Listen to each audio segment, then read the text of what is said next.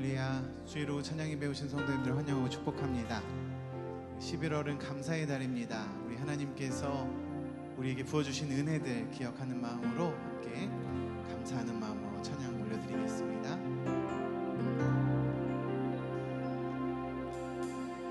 이 세상을 살아가는 동안에 나의 힘을 의지할 수 없으니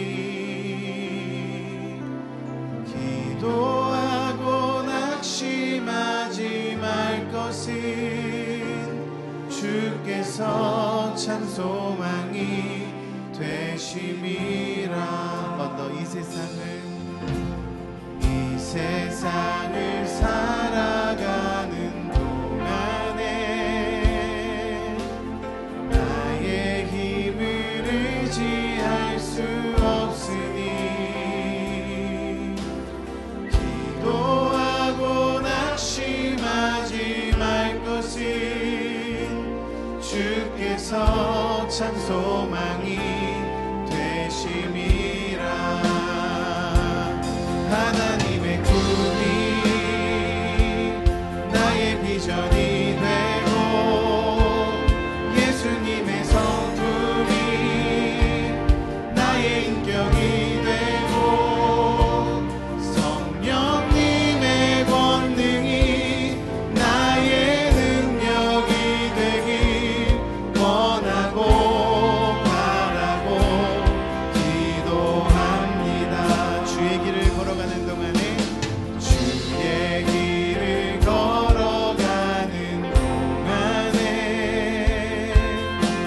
세상의 것 의지할 수 없으니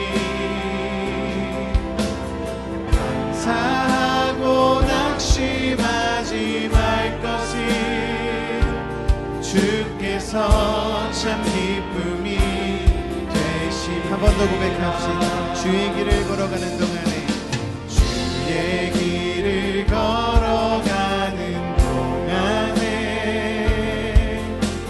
세상의 것 의지할 수 없으니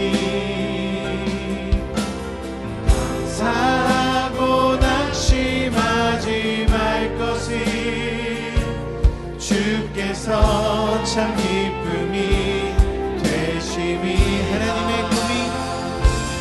하나님의 꿈이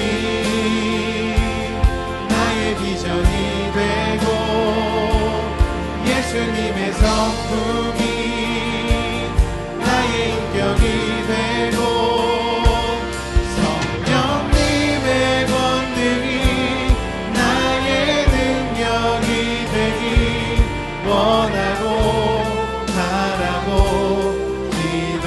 하나님의 꿈이 나의 비전이 되고 하나님의 꿈이 나의 비전이 되고 예수님의 성품이 나의 인격이 되고 성령님의 권능이 나의 능력이 되길 원하고 바라고 기도합니다. 이곳에 생명샘 솟아나 눈물 골짝 지나갈 때에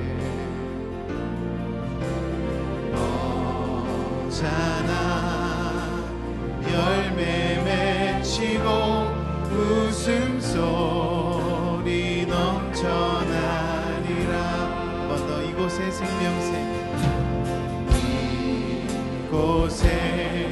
생명샘 솟아나 눈물 골짝 지나갈 때에 너잖아 열매 맺히고 웃음소리 넘쳐나리라.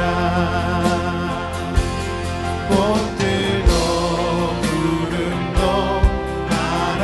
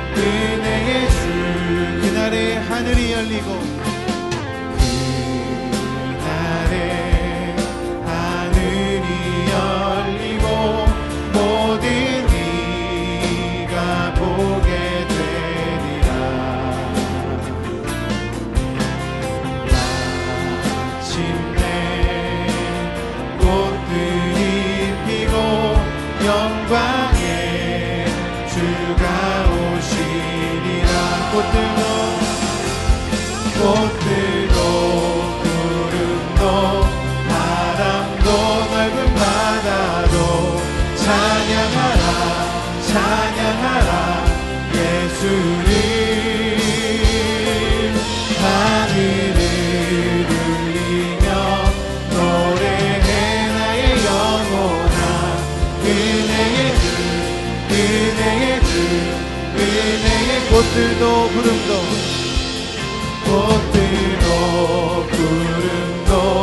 바람도 넓은 바다도 찬양하라 찬양하라 예수님.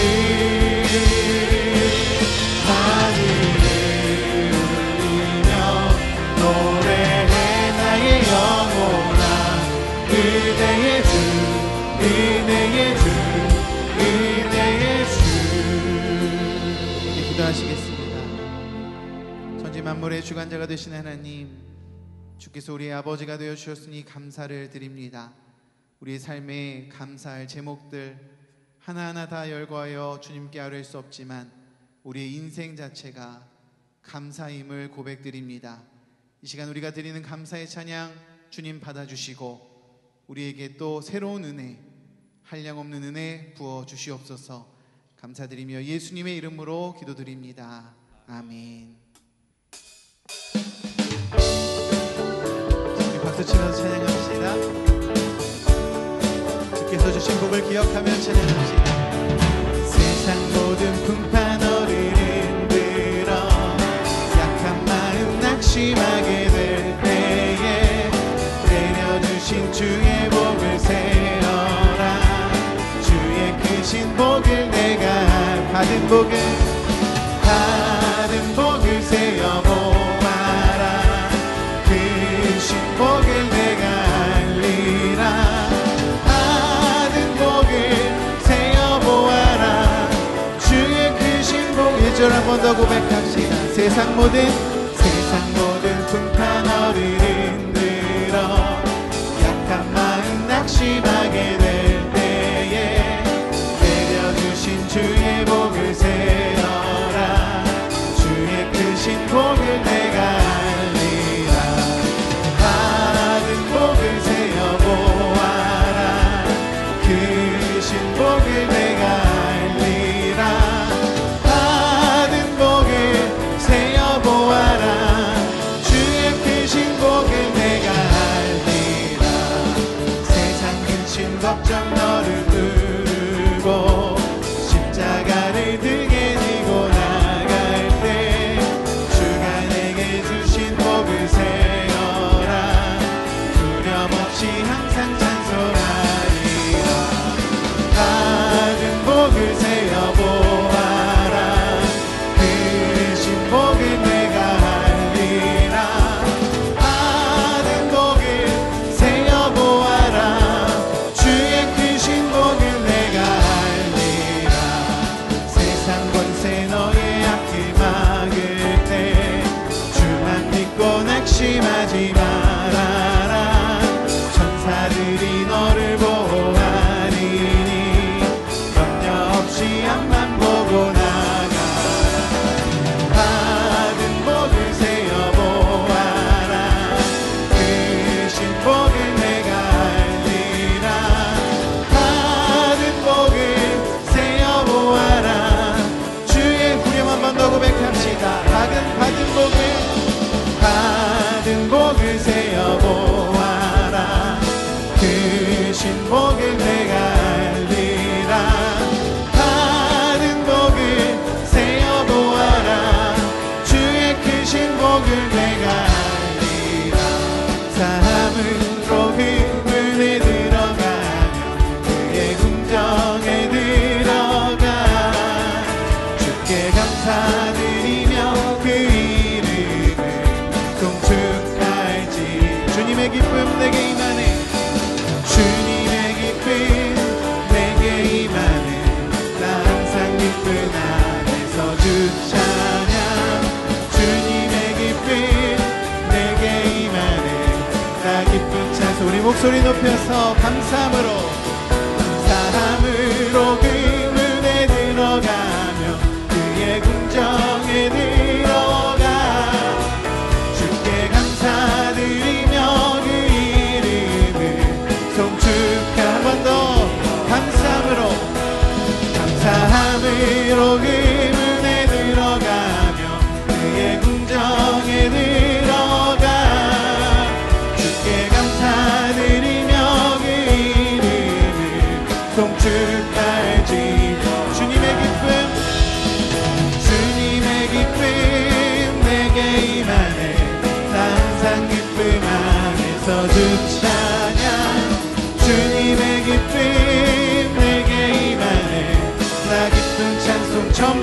감사함으로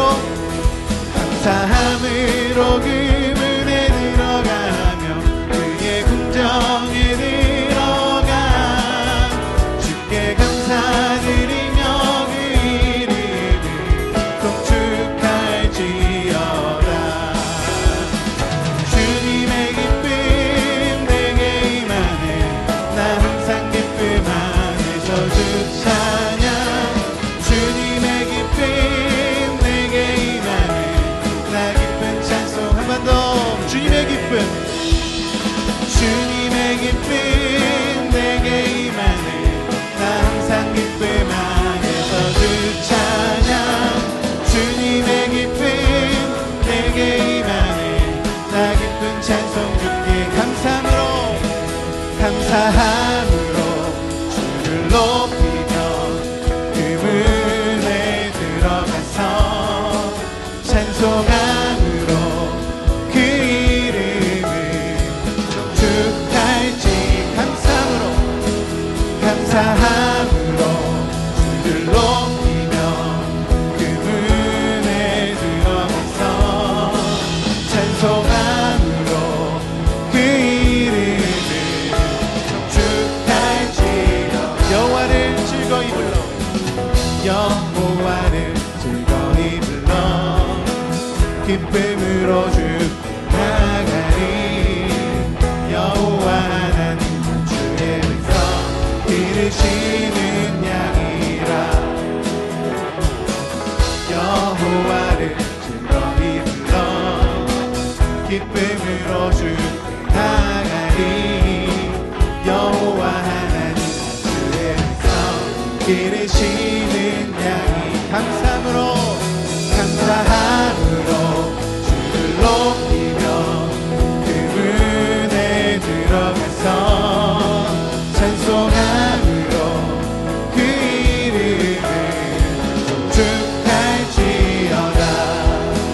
감사함으로 주를 높이며 그분에 들어가서 찬송함으로 그 이름을 송축할지어다. 한 번 더 송축할지어다. 송축할지어다. 감사의 제목이 되시는 주님께 영광의 박수 올려드립니다. 할렐루야.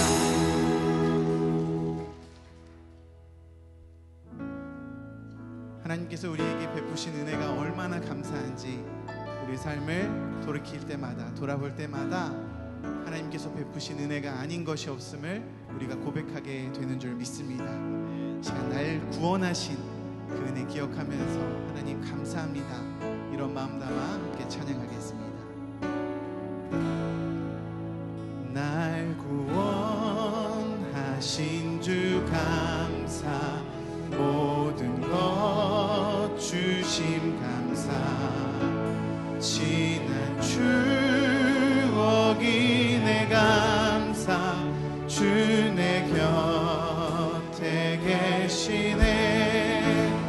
향기로운 봄철의 감사, 외로운 가을 날 감사, 사라진 눈물도 감사, 나의 영. 우리 1절 한 번 더 고백합시다. 날 구원하신 주, 날 구원하신 주 감사, 모든 것 주신 감사, 지난 추억이 내 감사, 주 내 곁에 계시네.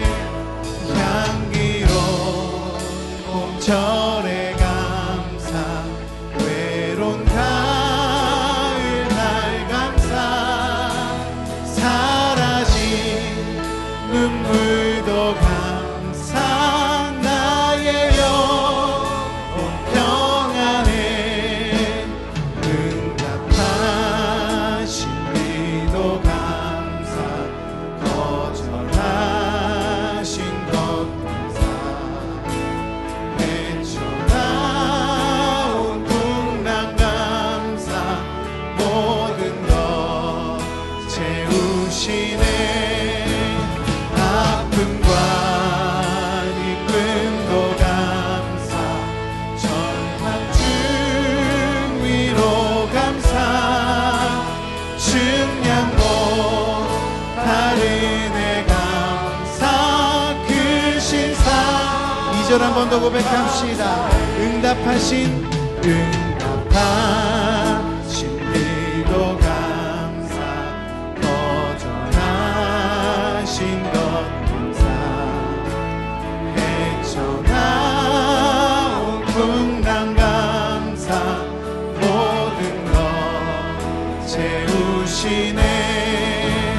아픔과 기쁨도 감사, 절망 중 위로 감사, 증량 못할 은혜 감사, 크신 사랑 감사해. 길가에 장미꽃 감사, 장미꽃 가시 감사, 따스한 가정 희망 주신 것 감사, 기쁨과 슬픔도 감사, 많은 평안을 감사, 내일의 희망을 감사, 영원토록 감사해. 찬양과 경배로 예배를 기뻐 받으신 하나님 아버지, 기도하고 낙심하지 말며 하나님의 꿈을 가지고 예수님의 성품을 지니며 원하고 바라고 기도합니다. 이 이니샬라의 찬양으로 하나님께 영광 돌립니다. 사랑의 주님, 죄 가운데서 살 수밖에 없는 저희들을 주님의 자녀로 삼아주시고 약속의 땅 이곳에서 예배드릴 수 있게 해주시니 감사합니다. 우리의 삶의 주인이 되신 하나님, 이 땅에 안타깝게도 많은 젊은이들을 잃어 가족과 친구들과 지인들, 또 이 나라 모든 국민이 아파하고 있습니다. 주님, 그들의 마음을 만져주시고 안아주시고 회복시켜주시고 위로해 주시어 주님과 동행하는 삶을 살게 하옵소서. 이 나라를 이끌어가는 젊은이들에게 더 이상 이러한 일이 일어나지 않도록 지도자들과 이종자들이 있는 그 자리에서 자신이 맡은 사명을 잘 감당하여 한 영혼이라도 실족지 않게 하옵소서.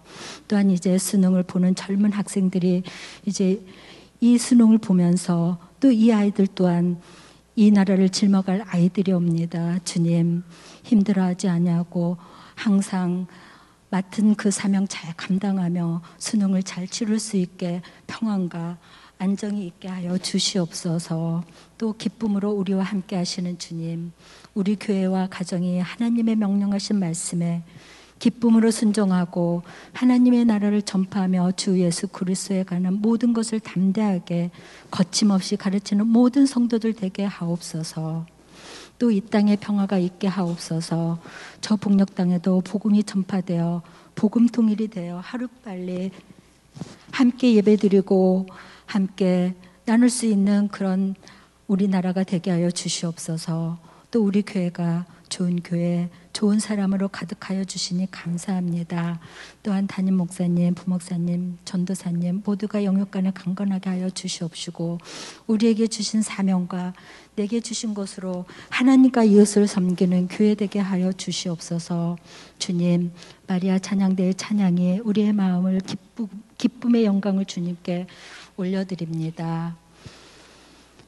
우리를 창조하시고 큰 민족을 이루고 복을 줘 이름을 창대하게 하고 복이 되는 저희들을 모두 되게 하옵시며 오늘 말씀을 전하신 박 목사님에게 주님의 축복과 은혜가 가득하게 하옵소서.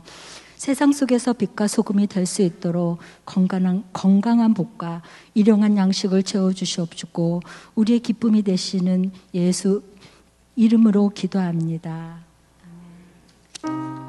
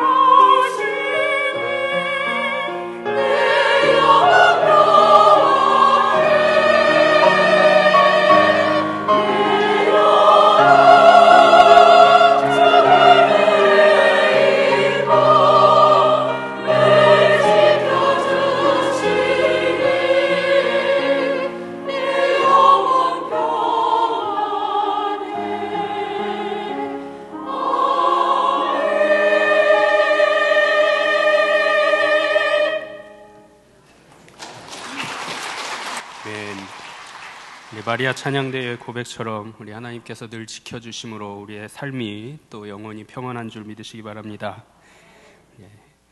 오늘 우리가 함께 나눌 말씀, 구약성경 창세기 2장 1절로 3절과 12장 1절 2절 말씀 우리 함께 살펴보도록 하겠습니다. 창세기 2장 1절로 3절까지 말씀과 12장 1절 2절 말씀 우리 한마음으로 화면 보시면서 우리 합독하도록 하겠습니다. 천지와 만물이 다 이루어지니라. 하나님이 그가 하시던 일을 일곱째 날에 마치시니 그가 하시던 모든 일을 그치고 일곱째 날에 안식하시니라. 하나님이 그 일곱째 날을 복되게 하사 거룩하게 하셨으니 이는 하나님이 그 창조하시며 만드시던 모든 일을 마치시고 그날에 안식하셨음이니라. 아멘. 12장 말씀입니다. 여호와께서 아브라함에게 이르시되 너는 너의 고향과 친척과 아버지의 집을 떠나 내가 내게 보여줄 땅으로 가라. 내가 너로 큰 민족을 이루고 내게 복을 주어 내 이름을 창대하게 하리니 너는 복이 될지라. 아멘. 오늘 우리 창세기 2장과 12장 말씀을 통해서 우리 창조시대와 족장시대에 관한 말씀의 은혜를 증거하고자 합니다. 오늘 말씀을 나누기에 앞서서 우리 두 가지 고백하며 나아가겠습니다. 하나님, 당신이 온 세계의 창조주이십니다. 나는 당신의 종입니다. 우리 함께 고백하겠습니다. 하나님, 당신이 온 세계의 창조주이십니다. 나는 당신의 종입니다. 아멘. 우리 하나님께서 우주 만물을 창조하신 창조주이시고요. 또 우리는 그 가운데 지음받은 하나님의 백성, 하나님의 종으로 살아가고 있음을 늘 잊지 않으시기를 바랍니다. 계속해서 우리 성경에 대한 말씀을 좀 나누고 있는데요. 다시 한번 우리 복습해 보시면서 그동안 어떤 것들을 좀 살펴보았는지 정리해 보도록 하겠습니다. 성경에 접근하는 방법은 두 가지가 있었죠. 종합적으로 접근하는 방법과 분석적으로 접근하는 방법. 화면 보여주시고요. 성경 읽는 방법에도 두 가지가 있었습니다. 줄거리를 따라서 읽는 방법과 메시지가 뭐냐, 그 본문에서 이야기하는 바가 뭐냐, 이것들을 살펴보는 메시지 따라 읽기가 있었고요. 성경에는 세 가지 관점을 이야기합니다. 종말론적 관점이 있고요, 하나님 나라의 관점이 있고요, 마지막으로 구별된 삶, 거룩함에 대한 관점이 있습니다. 성경을 이렇게 구분해 보면 세 가지 골격으로 나눌 수 있는데요. 역사서와 체험서와 예언서로 나눠볼 수 있다 말씀드렸고요. 자, 이 성경이 바로 현존하는 세계 최고의 또 최장의 유일한 베스트셀러였음을 말씀드렸습니다. 이유는 40명의 저자가 있더라. 한 책을 쓰는 데에 40명의 저자가 있는 책이 없더라는 거죠. 자, 그리고 1, 2년에 일정된 기간 동안에 쓰여진 것도 아니고 1600여 년에 걸쳐서 동일한 관점으로 동일한 얘기를 이어가는 놀라운 기록이 성경이다라고 말씀드렸습니다. 자, 이 성경은 전체 66권이고요. 그 중에 구약 성경이 39권, 신약 성경이 27권으로 되어 있고요. 구약 성경을 구분해 보면 10개의 시대로 나눠볼 수 있음을 말씀드렸습니다. 다음 페이지 보여주시고요. 창조 시대, 또 족장 시대, 출애굽 광야 시대, 가나안 정복 시대 계속 넘겨주시면 됩니다. 사사 시대, 통일 왕국 시대, 분열 왕국 시대, 포로 시대, 포로 귀한 시대, 마지막으로 예수님이 이 땅에 오시기 전까지 하나님께서 침묵하셨던 그 시간, 신구약 중간기 혹은 침묵기의 시간들이 있었습니다. 자, 지난 시간까지 구약 시대와 또 신약 성경을 다 살펴보면서 성경 전체를 종합적으로 살펴보았습니다. 그래서 여러분 이 시간에 우리 함께 예배드리시는 우리 오후 예배 모든 성도님들이 성경 종합적인 방법으로 성경을 창세기부터 요한계시록까지 다 보셨습니다. 박수.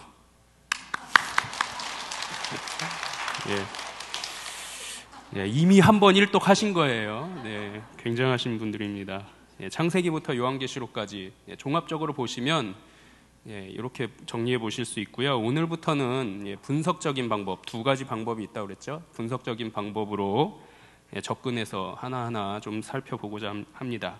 이 분석적 방법으로는 시대적인 흐름에 따라서 살펴보는 방법이 있고요. 연대기적으로 좀 흐름에 따라서, 시간의 흐름에 따라서 살펴보도록 하겠습니다. 그 첫 번째 시간으로 우리 구약 성경에 10개의 시대가 있었잖아요. 그 중에 창조 시대와 족장 시대에 관한 말씀을 중심으로 정리해 보도록 하겠습니다. 자, 지금 보시면 우리 시대로 본 구약에 관한 말씀이 있고요. 여기서 창조 시대부터 귀한 시대까지 구약 성경의 39권의 책들을 시대별로 구분해서 나열해 본 것입니다. 자, 그 중에 창조 시대와 족장 시대를 보시면 두 가지의 성경책이 있는데요. 한 가지가 뭐죠? 보이시나요? 창세기, 창이라고 써 있는 창세기가 있고요. 자, 창세기 아래쪽으로 쭉 내려가 보시면 체험서 중에 한 가지가 있습니다. 시가서 중에 한 책이 있는데 그것이 욥기서가 되겠습니다. 창조 시대와 족장 시대에 관한 기록을 하고 있는 성경책이 딱 2권밖에 없다라는 거죠. 창세기와 욥기서가 되겠습니다. 자, 그 중에서도 오늘은 창세기를 좀 중심으로 살펴볼 텐데요. 창세기는 우주와 인류의 기원, 그 시작이 무엇이냐에 대해서 선포함으로 시작하고 있습니다. 자, 그래서 1장부터 11장까지는 모든 것들의 시작에 관한 혹은 기원에 관한 내용을 전하고 있고요. 성서학자들은 이 부분을 원역사다라고 구분하고 있습니다. 원역사가 뭐냐 말씀드리면 태초에 하나님이 천지를 창조했을 때는 어땠을까라는 질문에 대한 부분이 원역사에 해당되는 부분입니다. 자, 이 원역사에서는요, 우리가 기억해야 할 4가지의 포인트가 있는데요. 그것은 4대 사건이 되겠습니다. 한번 일전에 말씀드렸는데요. 이 4대 사건은 창조, 타락, 홍수, 바벨탑 사건이 되겠습니다. 창조에 관해서는 창세기 1장, 2장이 증거하고 있고요. 창세기 3장에는 타락 사건이 기록되어 있어요. 그리고 7장에 보시면 노아를 부르시면서 방주를 지음으로 세상에 물 심판을 내리시는 홍수 사건이 기록되어 있고요. 창세기 11장에 보시면 원역사의 마지막 부분인 이 부분에 바벨탑 사건이 기록되어 있습니다. 자, 이 창조의 시대에 하나님께서 창조하셨던 창조의 원리 5가지가 있는데 이 부분을 우리가 좀 기억해야 할 것입니다. 하나님께서는요, 창조의 때에 무질서와 혼돈으로 덮여 있었던 이 세상을 하나님의 말씀하심으로 무질서와 혼돈이 아닌 질서로 바꾸어 주셨는데요. 자, 이렇게 시작된 창조는 6일 동안 이어졌고요. 7일째 되던 해는 안식하셨다라고 성경은 우리에게 증거합니다. 오늘 함께 읽으셨던 본문 창세기 2장은 바로 이 7일째 되던 날 안식하셨더라라는 사실에 대해서 말씀해주고 있습니다. 이 창조 사건의 5가지 원리가 뭐냐? 첫 번째는요, 우리가 기억할 것은 말씀으로 창조하셨다라는 거고요.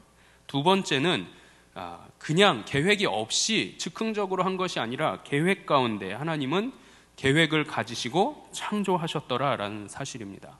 세 번째, 여러분들이 기억하셔야 할 원리는 이름을 지어주셨더라라는 거예요. 만드신 것으로 그친 것이 아니라 이름을 지어주셨습니다. 네 번째는 구별하셨더라 하는 거죠. 혹은 분리하셨습니다.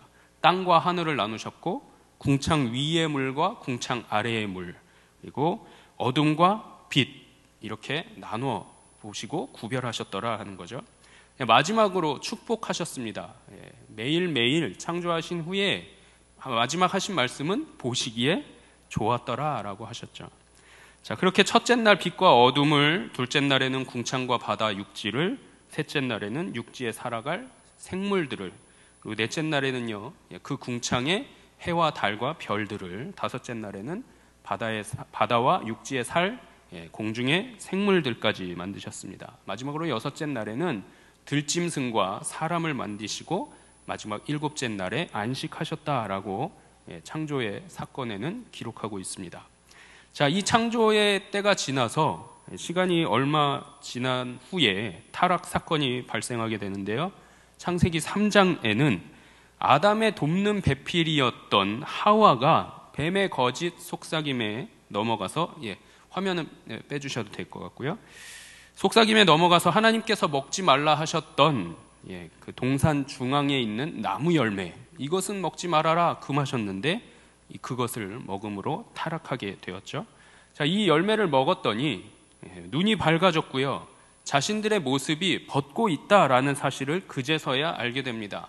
자, 그래서 그 부끄러움을 감추기 위해서 무화과 나뭇잎을 엮어서 치마로 만들어 가렸더라라고 성경이 증거하죠.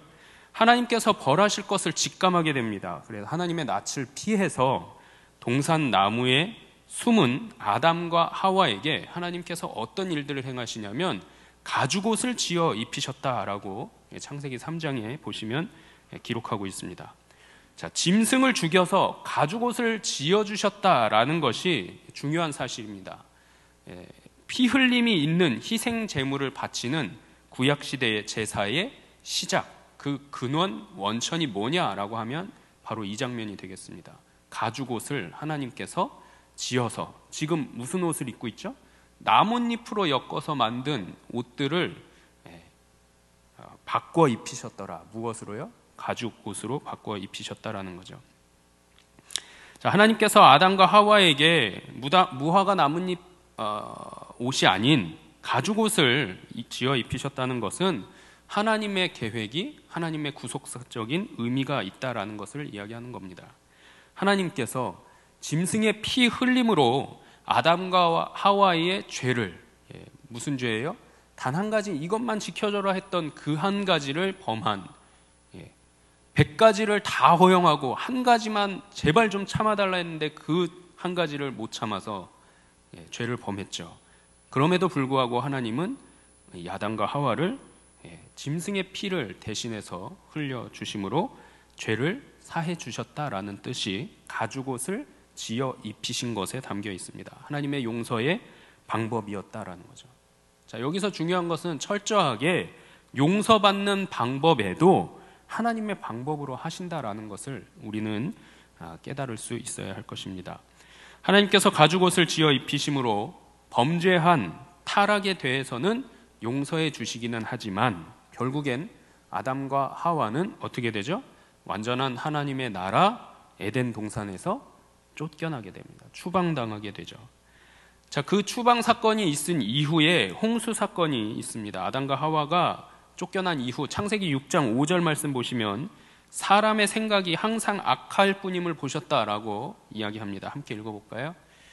여호와께서 사람의 죄악이 세상에 가득함과 그의 마음으로 생각하는 모든 계획이 항상 악할 뿐임을 보시고, 아멘. 하나님의 말씀이 있음에도 불구하고 전혀 귀 기울이지도 않고요, 자기 멋대로 생각하고요, 결정하고 행하는 자들이 수도 없더라 하는 얘기가 되겠습니다. 무슨 얘기냐면 이 세상에 하나님이 지으시기는 했으나 폭력과 부패만 가득 차 있더라 하는 얘기죠.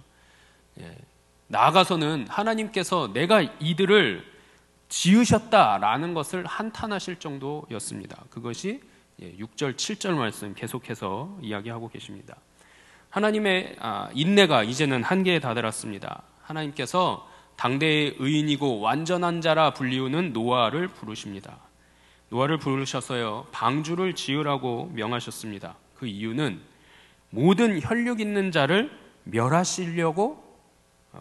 멸하시겠다 하기 위함이었습니다. 여기에 대해서는 창세기 6장 13, 14절이 이야기 중입니다. 함께 읽겠습니다.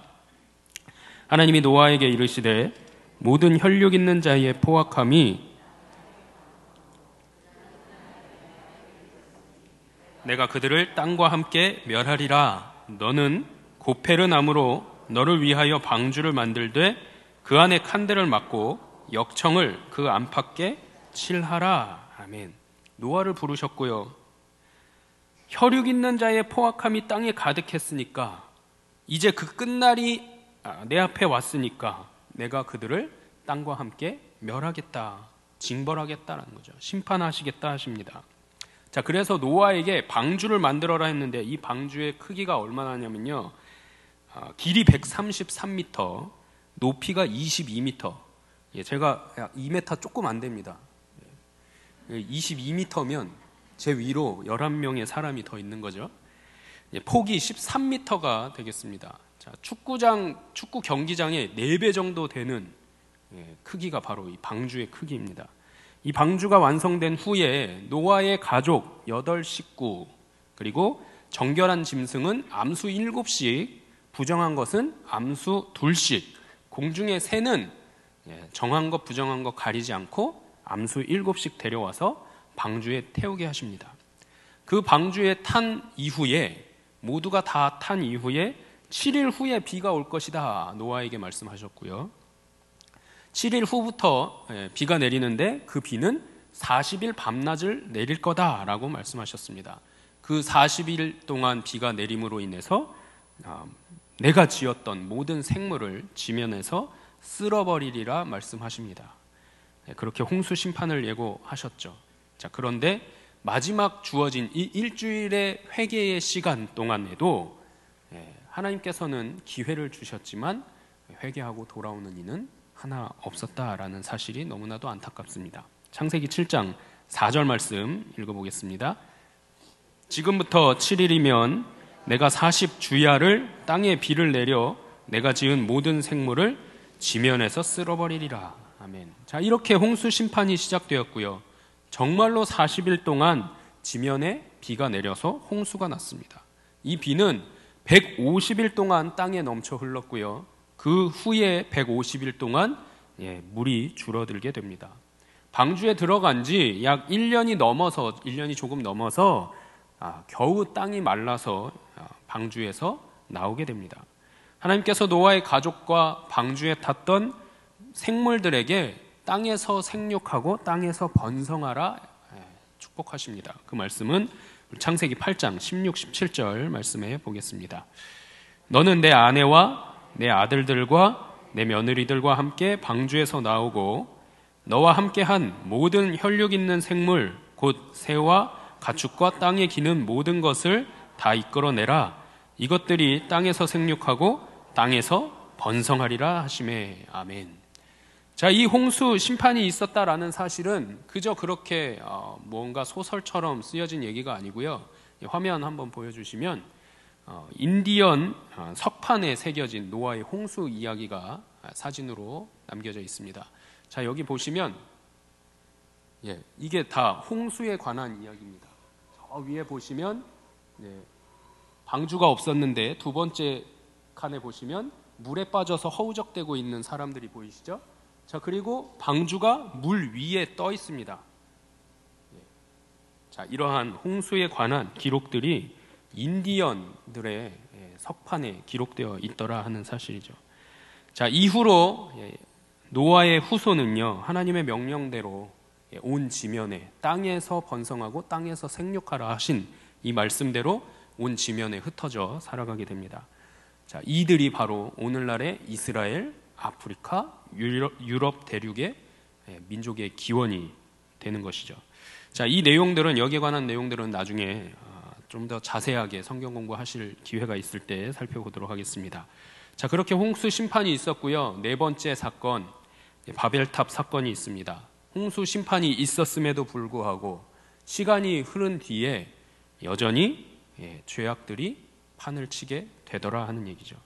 하나님께서 온 지면에서 쓸어 멸하셨음에도 불구하고 죄의 싹들은 계속해서 자라나더라 하는 얘기입니다. 자, 바벨탑 사건의 이 바벨이란 뜻이 혼돈이라는 뜻인데요. 창조 이전의 세계가 어땠다고 말씀드렸죠?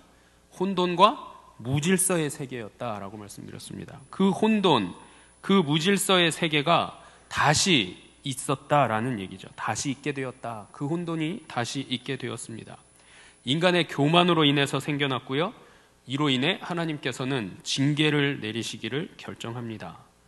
자, 여러분, 죄의 본성이 뭔지 아세요? 죄의 본성. 죄의 본성은 하나님이 아닌 내가 중심이 되어서 내가 주인공으로 사는 그때에 짓게 되는 죄가 바로 죄가 되겠습니다. 이것이 나 중심으로 사는 모든 것은 죄로, 결과적으로는 죄로 나타나더라 하는 얘기죠. 여러분 모두가 하나님 중심으로, 내가 아닌 말씀 중심으로, 하나님 중심으로 살아갈 수 있는 우리 성도님들 모두가 되시기를 바랍니다. 자, 교만이 바로 이 자기 중심으로 하나님을 버리고 하나님 외의 것으로 살아가는 그 대표가 바로 교만으로 여겨지고 있습니다. 자, 이것이 분명히 하나님에 대한 반역이다라는 것을 잊지 않으셔야만 됩니다. 왜냐하면 하나님께서는 하나님 당신에 대한 반역은 절대로 눈감아 주시는 분이 아니다라는 거죠. 인간의 교만의 원인이 무엇인지 잘 아시는 하나님께서는요, 이제 첫 번째로 언어를 혼잡하게 하시고요, 두 번째로 인간을 지면에 흩으셨다라고 성경은 우리에게 증거합니다. 창세기 11장 7절 8절 말씀 읽어보겠습니다. 자, 그들이 서로 알아듣지 못하게 하자 하시고 여호와께서 거기서 그들을 온 지면에 흩으셨으므로 그들이 그 도시를 건설하기를 그쳤더라. 아멘. 창세기 11장에서 인간이 스스로 높아지기를 갈망하는 마음은 반드시 꺾임을 받는다라는 사실을 증거해주고 있습니다. 아주 명확하게 보여주시는 거죠. 자, 성경은 뭐라고 얘기하냐면 낮아짐이 곧 높아지는 것이다 라는 사실을 이야기합니다. 그 모델이 바로 예수 그리스도이신 거죠. 예수님께서 낮은 자의 모습으로 이 땅에 오셔서 우리의 모든 죄악들을 십자가에 피 흘리심으로 용서해 주시고 하나님 우편에 가장 높은 그곳에 지금도 우리를 기다리시고 계시는 분이 바로 예수 그리스도이심을 우리 성도님들 기억할 수 있으시기를 바랍니다. 자, 바벨탑 사건 이후에 하나님께서는요, 완전한 하나님의 나라를 회복하시는 구체적인 일을 시작하기 위해서 아브라함을 준비하시고 그 아브라함을 부르시는 과정을 족보를 통해서 보여줍니다. 자, 여기서 성경에 족보가 나오면요, 그 끝에 중요한 인물, 이 족보가 이야기하고자 하는 중요한 인물이 바로 마지막에 나오는 그 사람임을 잘 기억하시면 성경을 읽으시는데 굉장히 도움이 됩니다. 자, 이렇게 해서 창조 시대가 4대 사건으로 마무리가 되고요. 이제 창세기 12장부터 50장까지는 족장 시대에 관한 말씀을 전하고 있습니다. 이 족장 시대에서는 4명의 족장을 기억하시면 되는데요. 첫 번째로 1대 족장인 아브라함이 되겠습니다. 이 아브라함은 75세가 되던 해에 갈대아 우르에 살고 있었는데 거기서부터 하나님은 아브라함을 부르십니다. 창세기 12장 1절 2절 말씀, 본문 말씀이죠. 다시 한번 읽어보겠습니다. 여호와께서 아브라함에게 이르시되 너는 너의 고향과 친척과 아버지의 집을 떠나 내가 내게 보여줄 땅으로 가라. 내가 너로 큰 민족을 이루고 내게 복을 주어 내 이름을 창대하게 하리니 너는 복이 될지라. 아멘. 이 갈대아 우르, 아브라함이 살던 이 지역은 어디냐면요, 메소포타미아 평야 남쪽에 위치해 있고요, 상업 중심지로 매우 번성했던 도시 중에 하나입니다. 이 도시는 월신, 달신이죠. 달신 나나라는 신을 섬기는 신전이 많았어요. 여러분 알고 계시듯이 아브라함의 아버지가 누구였죠? 우상장수였습니다. 무슨 우상을 만드는 장수였을까요? 이 나나 신을 만든, 형상화하는 우상을 만드는 자였습니다. 이 도시는 하나님에 대한 순종함이 없는 도시였죠. 여러 신들을 섬기는 잡신을 섬기면서 물질적으로 안락한 생활을 하고, 그러나 삶으로는 타락된 삶을 사는 곳, 이곳이 바로 갈대아 우르라는 지역이었습니다. 이곳에서는 하나님의 나라를 세울 수 없기 때문에 하나님은 아브라함을 그곳에서 불러내신 거죠. 자, 이것이 갈대아 우르를 떠나라라는 이유가 되겠습니다. 가나안 땅은요, 애굽보다 사실 더 살기 좋은 땅도 아니었고요, 결코 젖과 꿀이 흐르는 땅도 아니었습니다. 오히려 이 땅은 척박하고 주변 정세는 늘 불안하고 문화적으로도 이방신의 종교가 득실거리는 땅이 가나안 땅이에요. 자, 그런데 갈대아 우르에서 아브라함을 부르시고 너는 내가 내게 지시할 땅, 그 땅이 어디예요? 가나안 땅으로 가라고 명하시는 거죠. 자, 왜 하나님은 이런 땅을 택하셨을까 생각해 보면요, 하나님만 온전히 의지하고 순종하는 법을 훈련시키기 위함이었더라 하는 것입니다. 자, 그것이 바로 하나님 나라를 위해서 순종의 삶을 살도록 구별하는 삶이고요, 성경이 말하는 구별된 삶, 거룩한 삶이 되겠습니다. 하나님이 우리를 시험하시기는 하시지만 그것은 우리의 믿음을 더욱더 견고하게 하시고 믿음을 확인하시기 위한 그리고 나아가 더 큰 은혜를, 축복을 주시기 위함임을 기억하시는 우리 성도인들 모두가 되시기를 바랍니다. 자, 두 번째 족장은요, 이삭이에요. 이삭 이야기는 창세기 24장부터 27장에 기록되어 있습니다. 이 이삭이 누구죠? 아버지 아브라함이 아브라함에게 이끌려서 모리아 산에서 산 제물로 하나님께 바쳐질 뻔까지 했으나 하나님을 끝까지 신뢰하는 믿음을 보여줬던 아들이 바로 이삭이 되겠습니다. 그 아들 이삭이 하나님 나라 회복과 과업을 이어가도록 이삭의 신부를 구해서 결혼을 시키는 장면이 나옵니다. 창세기 24장 3절 4절 말씀 함께 읽어보겠습니다. 내가 너에게 하늘의 하나님 땅의 하나님이신 여호와를 가리켜 맹세하게 하노니 너는 내가 거주하는 이 지방 가나안 족속의 딸 중에서 내 아들을 위하여 아내를 택하지 말고 내 고향 내 족속에게로 가서 내 아들 이삭을 위하여 아내를 택하라. 아멘. 자, 이때에 아브라함도요, 아버지 아브라함도 이삭의 신부를 구하는 일에 하나님의 인도하심을 믿고 순종하는 모습을 보여줍니다. 아버지와 아들이 똑같이 하나님을 신뢰하더라 하는 거죠. 자, 세 번째 족장 누구죠? 야곱입니다. 이삭의 아들 야곱이죠. 이 야곱의 이야기는요, 창세기 28장부터 36장까지 기록되어 있습니다. 하나님 나라를 회복하시려는 하나님의 계획 속에 아브라함과의 언약 속에 백성을 이루어 가시는 그 일들이 나라를 이루게 될 때까지 12지파의 아비가 되는 삶이기 때문에 하나님은 아브라함과 이삭과 야곱을 부르셨고요. 이 자손들이 12지파의 족장들이 되게 하셨습니다. 자, 야곱의 삶을 통해서 하나님은 여러 가지 모습으로 나타내 보이시는데요.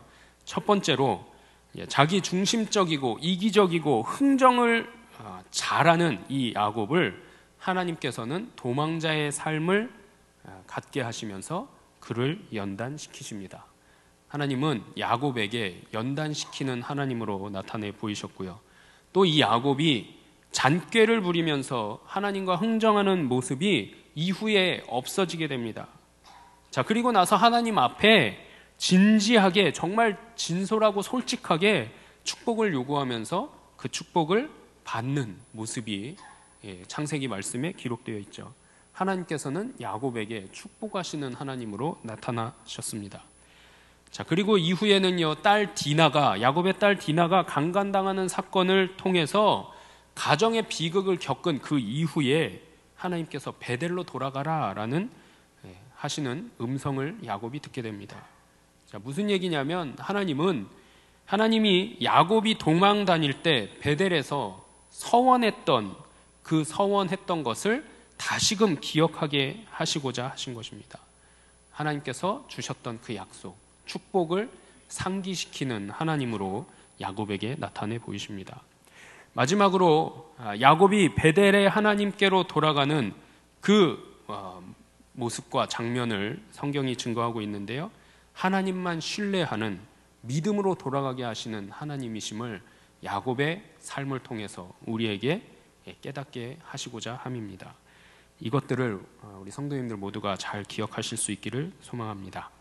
자, 네 번째 족장은요, 마지막으로 이제 요셉이 되겠습니다. 창세기 37장부터 50장까지 요셉의 이야기가 나옵니다. 하나님은요, 야곱과 요셉의 파란만장한 삶을 통해서 아브라함과 약속을 이루어 가셨고요. 하나님 나라 회복의 사역을 동역할 수 있는 민족을 이루시는 이 일들을 마무리하십니다. 자, 요셉이 미디안 상인에게 팔려가게 되었던 이유는요, 하나님께서 계획하신 사건이다라는 것입니다. 이스라엘 민족이 노예의 신분이 되기는 하지만 하나님 나라를 회복하기 위해서, 이 하나님의 나라는 뭐죠?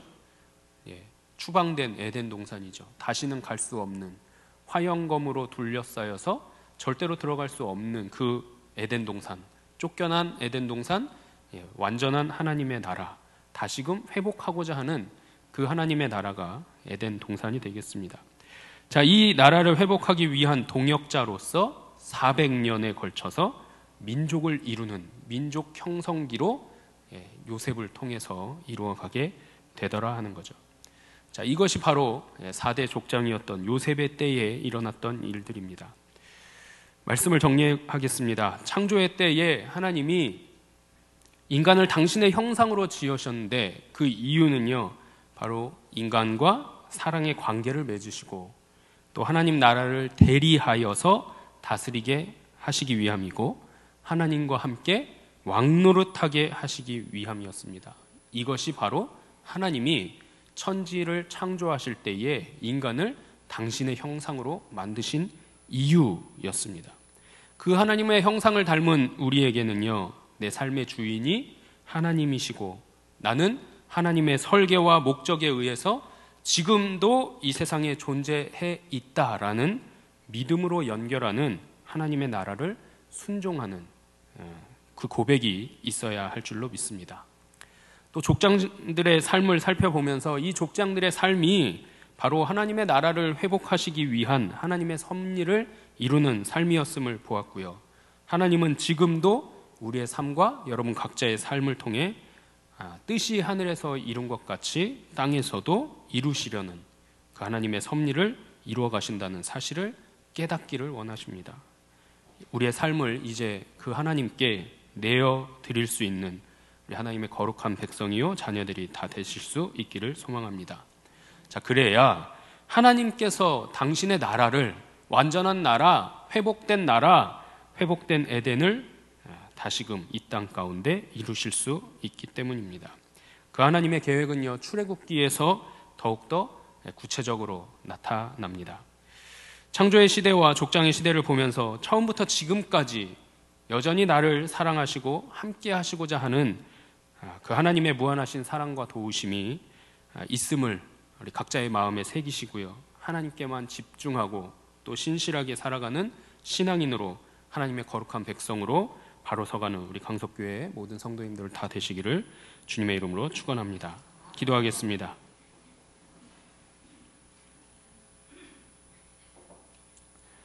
살아계셔서 역사하시는 주님, 창조의 때부터 하나님의 형상을 닮아 하나님께서 베푸신 영광을 누리게 하심을 감사드립니다.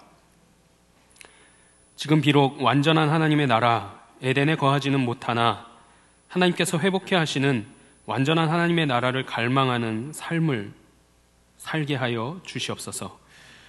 하나님께서 회복해 하시는 그 완전한 하나님의 나라가 우리 가운데 이미 임한 줄 믿고 이제는 이 땅의 삶을 완전한 하나님의 나라 회복을 위해 족장들을 부르셨음을 마음에 새기며 나의 삶 또한 하나님의 섭리를 이루는 삶을 살아가는 하나님의 자녀로 붙들어 주시옵소서. 모든 말씀 우리를 구원하신 예수 그리스도의 이름으로 기도드리옵나이다. 아멘.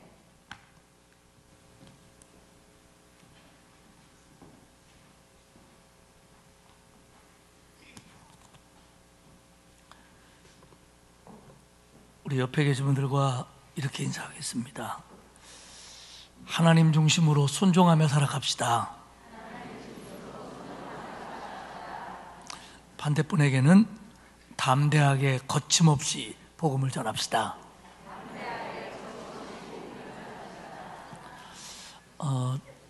코로나가 다시 유행을 하는가 봐요. 그래서 우리 성도들 가운데 그동안 잘 버텨왔던 분들이 한두 번씩 걸리기 시작하고 또 코로나를 사랑해서 2번씩 걸린 분도 늘어나고 있어요.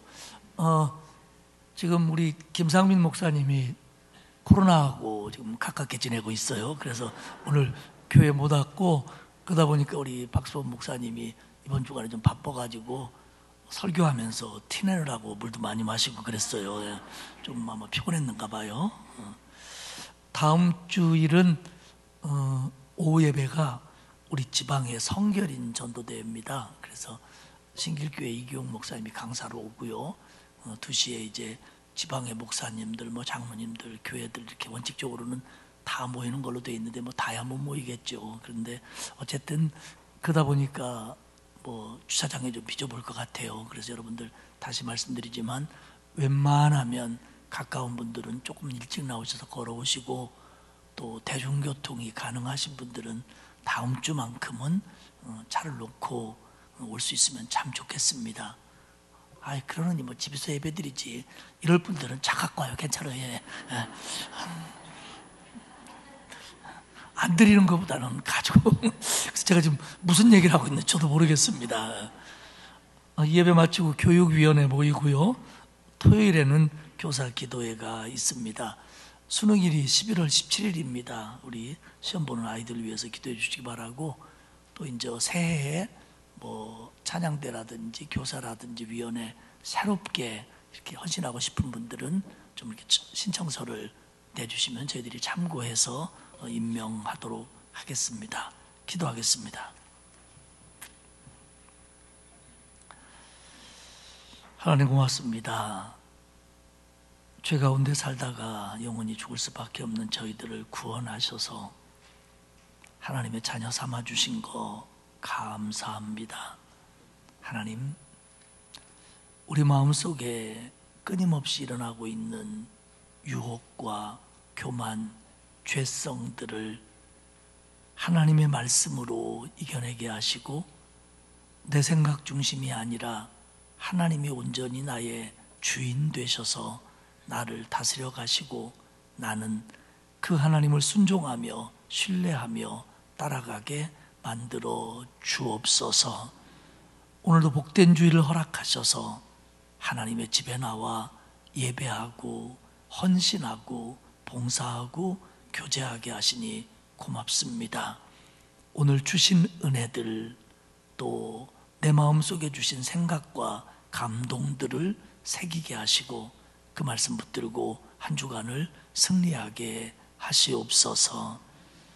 코로나가 재유행되고 있고 환절기에 여러 가지로 우리 건강을 해하는 것들이 많은데 하나님, 우리 성도들, 가족들 지켜주시어서 몸도 마음도 건강하게 이 계절을 보내게 하시옵소서. 하나님, 이번 한 주간도 우리를 눈동자와 같이 지켜주시고 감사한 일들이 가득하게 하시며 우리에게 주어진 환경에 따라 성실히 일하며 살아가되 늘 믿음의 선진들의 신앙과 그들의 열정, 그들의 복음을 향한 사랑들을 마음에 새기고 조금이나마 실천하며 사는 저희들이 되게 하시옵소서. 하나님, 이 오후에 예배하며 또한 주께 예물 드린 손길이 있습니다. 하나님 받으시고 그 감사에 하나님 복을 내려 주옵소서. 이번 한 주간도 병원 치료를 받는 성도들이 있을 터이고 또 수술도 하는 성도들도 있고 또 요양원에서 가정에서 가료하고 있는 성도들도 있는데 하나님 특별한 사랑으로 보살펴 주시고 위로가 필요한 우리 성도들에게 위로를, 치료가 필요한 자들에게 치료를, 힘이 필요한 자들에게 새 힘을 더하여 주옵소서. 이제는 우리 주님 예수 그리스도의 은혜와 하나님 아버지의 사랑하심과 성령님의 감화 감동, 위로 교통하시는 역사가 선진들의 믿음을 배우며 하나님 중심으로 순종하며 살 것을 다짐하는 온 성도들 머리 위에 이제로부터 영원까지 함께하옵시기를 간절히 축원하옵나이다. 아멘.